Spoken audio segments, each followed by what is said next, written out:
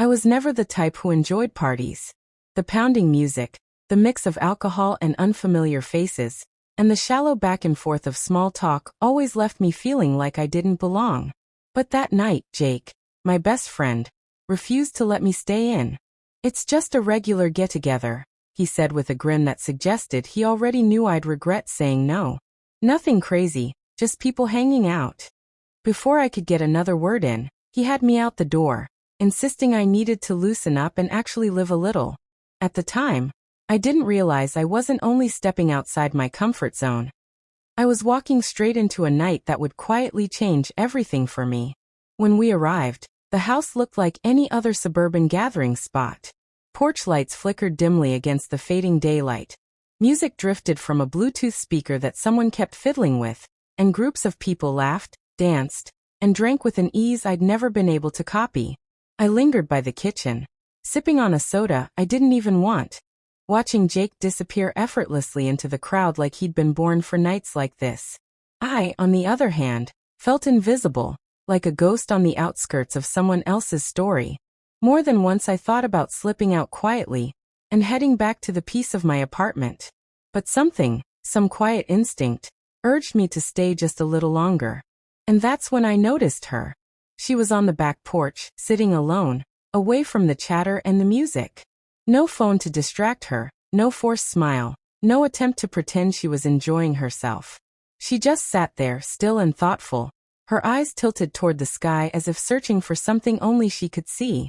Amid all the noise, she was like a pocket of calm air.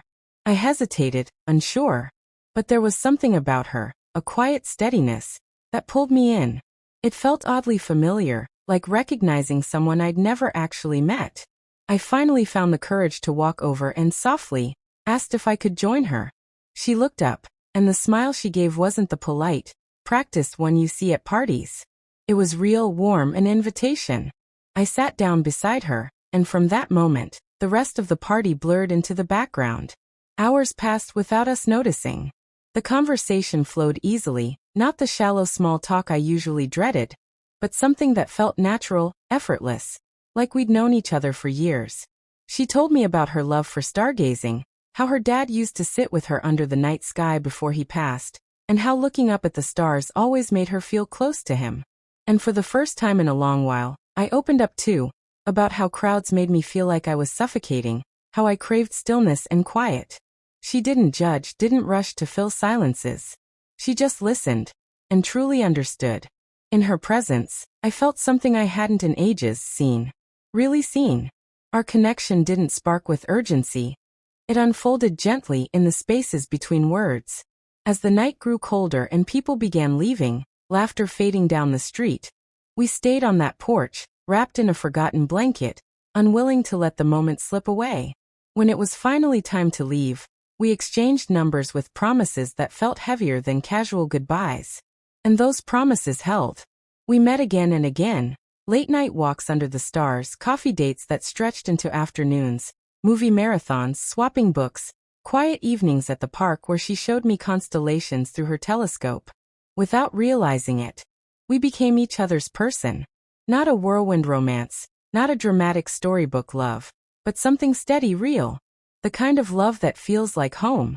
Months passed, and what we had only grew stronger. One night, lying under a sky scattered with stars, just like the night we met, I finally found the words. I told her I loved her, and the way she looked at me, soft, radiant, like she'd been waiting all along to hear it from me, is a memory that will never fade.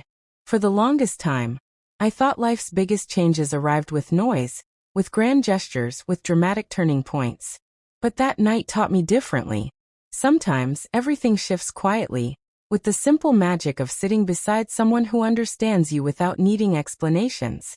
I walked into that house expecting nothing. I walked out carrying the start of everything.